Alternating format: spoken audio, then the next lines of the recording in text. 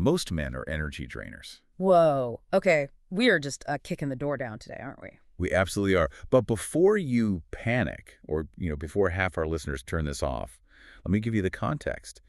That isn't my opinion. Right. And it's not just a random insult. It is the opening hypothesis of the source material we are unpacking today. It's a bold claim about emotional physics, and it really sets the stage for everything else. Emotional physics is a great way to put it because when you actually dig into the material, it's not really about man-hating at all. Not at all. It's about regulation, energy, and, where we source our stability from. Exactly. So welcome back to the deep dive. Today we are looking at a source that is, honestly, it's kind of hard to categorize. It's a video by the content creator Simon S. titled 26 Things I Learned in 26 Years That You Need to Know W. And you can hear the 6 exclamation points in her delivery. Oh, you really can. It's a lot. And for the listener, you should visualize this picture. A woman, she's sitting in this stark minimalist room. She's wearing a black Steve Jobs turtleneck. She's got these gentle monster glasses on. That's a whole vibe. It is. It looks like a tech keynote or maybe like a CEO apology video. But the content is this wild cocktail of ancient spiritual philosophy, hardwired neurology, and just absolutely ruthless relationship advice. It's giving CEO meets mystic. And that is really our mission today. We're going to try to bridge that gap. She makes a lot of claims about the soul and the universe, but what I love is that she constantly tries to ground them in, psychological mechanisms. Right. She's trying to explain why the woo-woo stuff actually works, but on a biological level. So we're going to look at 3 pillars she establishes: the internal operating system of belief, the art of surrender in your career, and then that controversial take on relationships that we started with. Let's pop the hood on that first pillar. The internal operating system. She starts with something that usually makes scientific types, and honestly, a lot of modern people a little uncomfortable. The necessity of faith. Exactly. She dives right in. But she clarifies immediately. She is spiritual, not religious. She isn't selling a dogma or trying to convert anyone. It's more like a tool. Yes, she's selling a survival mechanism. She references research suggesting that people with any belief system, doesn't matter if it's organized religion or just a vague belief in the universe, tend to have better health, better happiness levels, and better community than strict atheists. It's the foxhole argument, right? There are no atheists in a foxhole. When things get really bad, you need to believe something has your back. Precisely. She talks about the isolation of atheism during a trauma. If you believe the universe is just random and meaningless, then a breakup or a hiring is just senseless suffering. It's pain without a point. Yeah, and you have no one to turn to but yourself in the mirror. Which sounds completely exhausting. You're just carrying the weight of the world alone. She uses a breakup as the prime example here to explain how faith can, change the narrative. She does. She reframes heartbreak through a Kabbalist lens. So instead of saying, he left me, I'm unlovable, My life is over. all of that, the narrative becomes, my vessel is being expanded. Expanding the vessel. I highlighted that in my notes. I love that. It's a beautiful metaphor. The idea is that the pain is literally carving out capacity in her soul, hollowing her out, so she can receive the right person later. The heartbreak isn't a punishment. It's a renovation. It's a renovation. It shifts the mindset from victim to in training. But here is where the skeptics usually check out. They say, okay, that's a nice coping mechanism, but is it real? And this is where she brings in the biology. She pivots straight from soul vessels to the reticular activating system, the RAS. This is the bridge I was talking about. This is where the magic meets the mechanics. Okay, for the listener who hasn't sat through a neurology lecture lately or, ever break down the RAS for us. Okay, so think of the RAS as the bouncer at the club of your brain. Your brain is getting bombarded with millions of bits of data every single second, sights, sounds, everything. It would be complete overwhelm. You'd go insane. So the RAS is this bundle of nerves that decides what gets in and what gets ignored. And here is the kicker. You're the one who gives the bouncer the guest list. So if I believe the world is dangerous, the bouncer only lets in danger signals. Exactly. It filters for what you believe is true. Simone tells this story about being in Dubai that just illustrates this perfectly. She matches with a guy on a dating app. Now, this guy has a deep-seated belief that every woman in Dubai is either an escort, a hooker, or a gold digger. Wow. That is his guest list. That is his reality. So he matches with her, and even though she's this successful content creator, a businesswoman, He can't see it. He literally cannot process it. His RAS is filtering for gold digger. He's looking for clues to prove his own theory. It wasn't until she casually dropped her Instagram handle because she was leaving the country and didn't care anymore that his reality just shattered. Oh, he realized, oh, she's a normal person. She has a life, a career. But he almost missed the connection entirely because his brain was just hunting for evidence to confirm its own bias. Right. And that's the danger. I mean, if you believe all men are trash, your RAS will highlight every single piece of trash behavior and ignore the good guys. You literally will not see them. It's terrifying to think about what we're missing right now because our filter is set wrong. It is. And she takes it a step further into what you might call manifestation. But again, it's just the RAS in overdrive. She tells the birthday sex story. I was hoping we'd get to this. It's such a random anecdote for a spiritual discussion. It is, but it proves the point. So she's walking around Paris, enjoying her life, and for whatever reason, the song Birthday Sex is looping in her head. Obsessively. Over and over, she walks into a random cafe, the music cuts out, and what starts playing? That exact song. That exact song. Now, a skeptic calls that a wild coincidence. Simone calls that consciousness as reality. What you focus on, you pull into your orbit, whether that's a song in Paris or, a partner who treats you well. Your internal focus dictates your external reality. Which is a perfect segue to the second pillar, career and ambition. Because if our focus dictates our reality, I think a lot of us are focusing on guilt. Specifically, the guilt of wanting to be successful. This is a huge one. She talks about allowing yourself to want more. We have this programming, especially women, but really everyone, that says wanting money or fame or a better partner makes you greedy. Or ungrateful. Yeah. Like you should just be happy with what you've got. Right. And she says you have to verbally override that. You have to say out loud, I allow myself to want this. But, and here's the paradox that I found really insightful, you have to want it without strangling it. This brings us to the concept of surrender. Surrender is a tricky word. In our culture, it sounds like losing. It sounds like giving up. Waving the white flag. But she frames it so differently. Completely.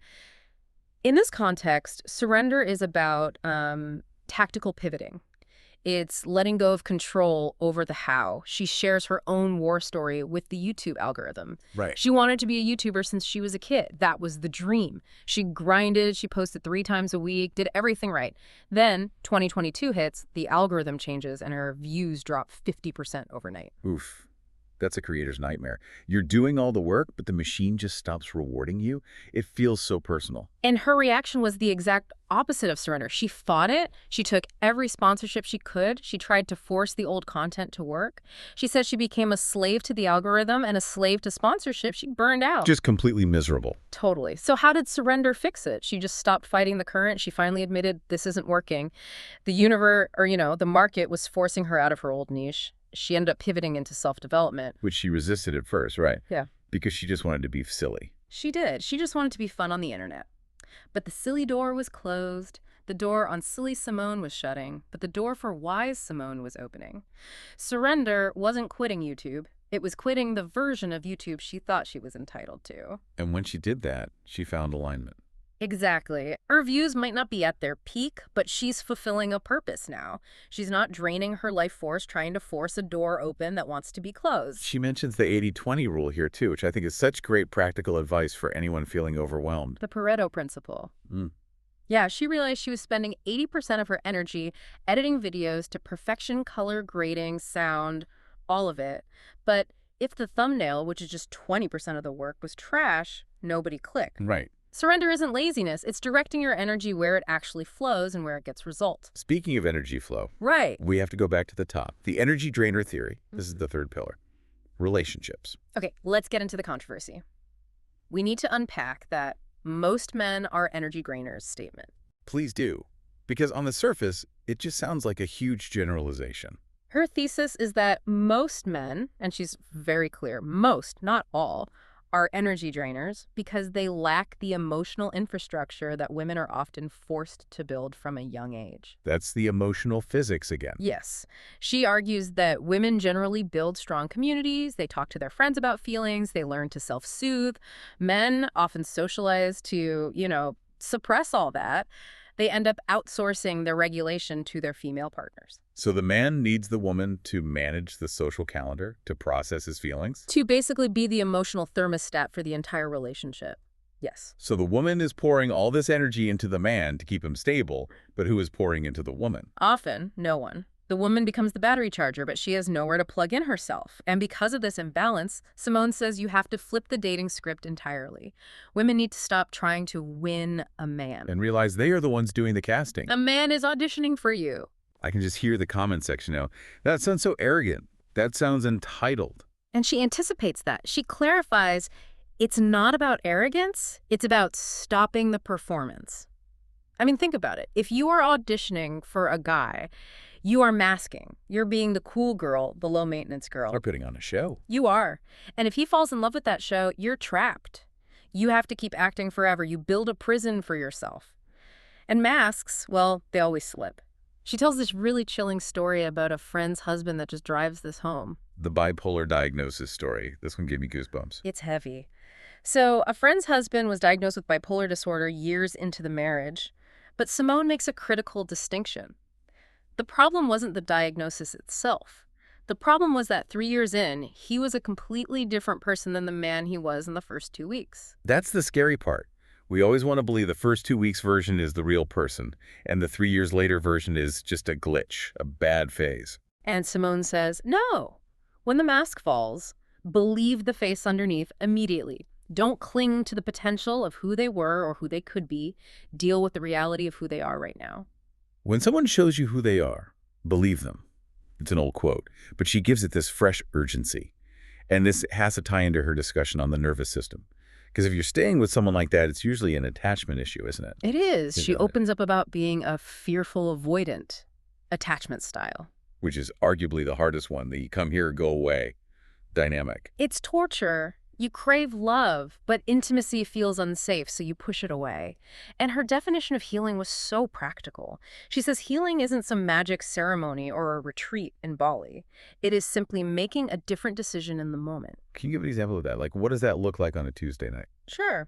Say he texts 30 minutes late. The old pattern, the fearful avoidant, wants to crash out. You want to send the angry text, block him, blow the whole thing up because you feel rejected. Healing is feeling that panic, taking a breath, and realizing, I am safe in my body, and choosing to just put the phone down. So it's about internal safety. Mm. If you don't feel safe inside your own body, you demand the partner make you feel safe, and that's that whole outsourcing problem again. Precisely. Yeah. If you are crashing out over a late text, that is a lack of internal safety. You are looking for something external to settle your internal nervous system. And this idea of internal regulation bleeds right into the final piece of the puzzle. Lifestyle and discipline. She has a phrase. How you do one thing is how you do everything. She draws a really funny comparison here between Dubai entrepreneurs and Silicon Valley founders. It is so observant. She spends time in both places, so she knows. She notices that the top business guys in Dubai are beasts in the boardroom and beasts in the gym. They are ripped, they eat clean, they treat their bodies like their businesses. Optimized assets. Exactly.